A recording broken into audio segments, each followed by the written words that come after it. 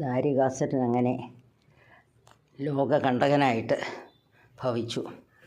അവർ അസുരന്മാർ രണ്ടുപേരും കൂടി എല്ലാവരെയും ഉപദ്രവിക്കുകയും അങ്ങനെയൊക്കെ ചെയ്തു. പക്ഷേ അസുരശില്പിയായ മയൻ അദ്ദേഹത്തിൻ്റെ പുത്രിയെ ദാരികന് വിവാഹം കഴിച്ചു കൊടുത്തു.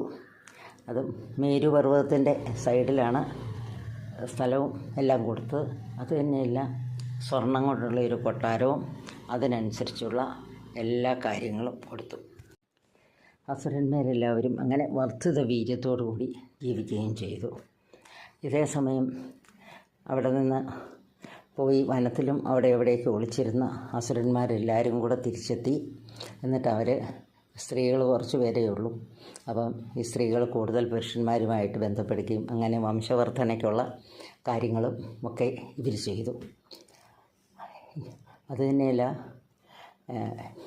ഇവർ ആകപ്പാടെ സന്യാസിമാരെയും ബാക്കി എല്ലാവരെയും സജ്ജനങ്ങളെ മുഴുവൻ ഉപദ്രവിക്കാനൊക്കെ തുടങ്ങി. ആ സമയത്ത് ദേവന്മാരെല്ലാവരും കൂടെ ത്രിമൂർത്തികളൊക്കെ കൂടെ എന്താ ഇതിനൊരു പോംവഴി എന്ന് ആലോചിച്ചു. അപ്പോഴാണ് ബ്രഹ്മദേവൻ പറയുന്നത്, ഞാൻ ഇങ്ങനെ ഒരു വരം കൊടുത്തിട്ടുണ്ട്. അയോനിജയായ ഒരു സ്ത്രീക്ക് മാത്രമേ ഈ അസുരനെ ദാരികനെ കൊല്ലാൻ സാധ്യമാവുന്ന. പിന്നെ അവരാലോചിച്ചു.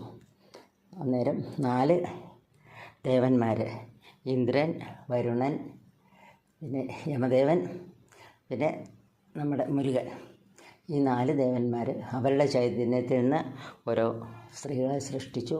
അതുപോലെ തന്നെ ത്രിമൂർത്തികൾ അവരുടെ ചൈതന്യത്തിൽ നിന്ന് സൃഷ്ടിച്ചു. അങ്ങനെ 7 സ്ത്രീകളപ്പോൾ അയോനിജയായിട്ട് അവിടെ ഉണ്ടല്ലോ.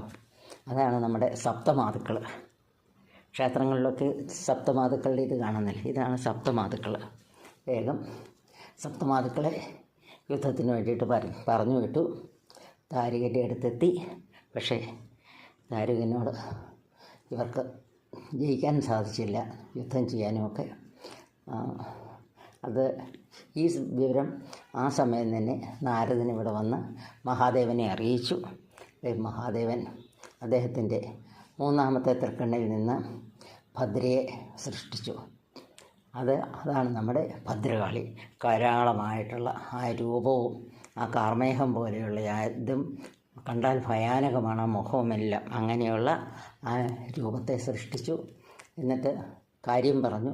ഉടനെ തന്നെ വേതാളത്തിൻ്റെ പുറത്ത് കരേറി നേരെ ശിവഭൂതങ്ങളും ഒക്കെ ആയിട്ട് അസുരനെ നിഗ്രഹിക്കാനായിട്ട് ദേവി യാത്രയായി. ബാക്കി അടുത്ത എപ്പിസോഡിൽ.